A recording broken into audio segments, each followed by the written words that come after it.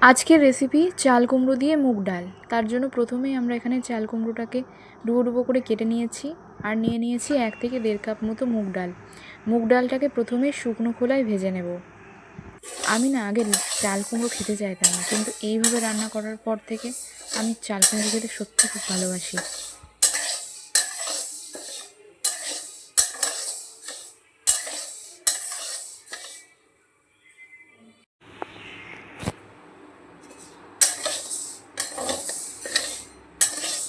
খেয়াল রাখতে হবে ডালটা যেন পুড়ে না যায়, ঠিক এই রকম হালকা লালচে রং ধরবে ডালের গায়ে। তারপর কড়াইয়ে জল গরম বসিয়ে দেব আর ডালটা একটা বাটিতে দিয়ে ভালো করে ধুয়ে নেব।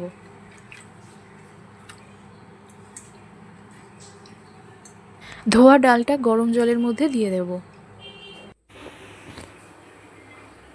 এর মধ্যে পরিমাণ মতো লবণ দিয়ে দেবো, এতে ডালটা তাড়াতাড়ি সেদ্ধ হবে। এইগুলো ফেলে দেব, ওপর থেকে তুলে নিয়ে এইগুলো ফেলে দেব।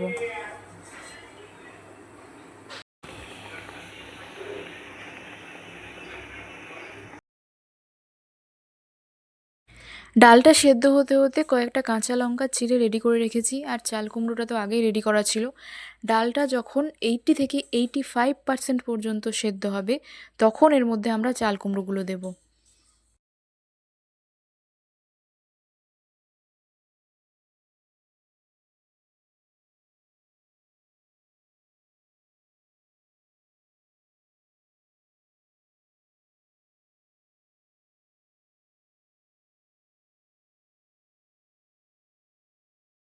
চাল কুমড়োগুলো দেওয়ার পরে দিয়ে দেব কাঁচা লঙ্কা চেরা আর দিয়ে দেব একটু জল।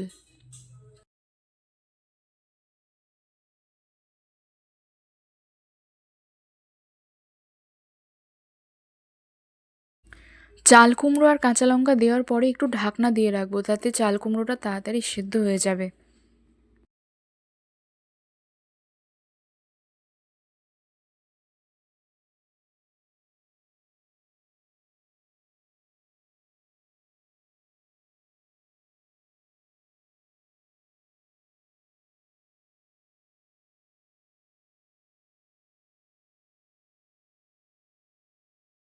ডাল চাল কুমড়ো সব সেদ্ধ হয়ে গেলে এর মধ্যে দিয়ে দেব 1 চা চামচ হলুদ।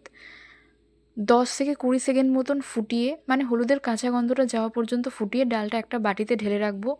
তারপর ওই কড়াইয়ে দিয়ে দেব 2 চা চামচ সর্ষের তেল, শুকনো লঙ্কা আর সাদা জিরে।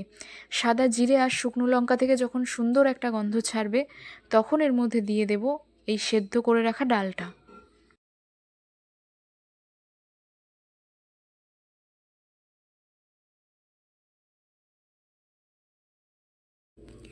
এরপর এর মধ্যে দিয়ে দেব 1 চা চামচ চিনি। লবণটাও একবার টেস্ট করে দেখে নিতে হবে ঠিক আছে কি না। তারপর দিয়ে দেব 1 চা চামচ ঘি, দিয়ে দেব 1 চা চামচ গরম মশলার গুঁড়ো। সব তরকারিতে গরম মশলা গুঁড়ো দেওয়ার পর যেমন গ্যাস বন্ধ করে দিই, ডালে কিন্তু সেটা করলে হবে না। এই গরম মশলার গুঁড়োটা দেওয়ার পরে 30 থেকে 40 সেকেন্ড মতন ফোটাতেই হবে, তারপরে গ্যাসটা বন্ধ করতে হবে।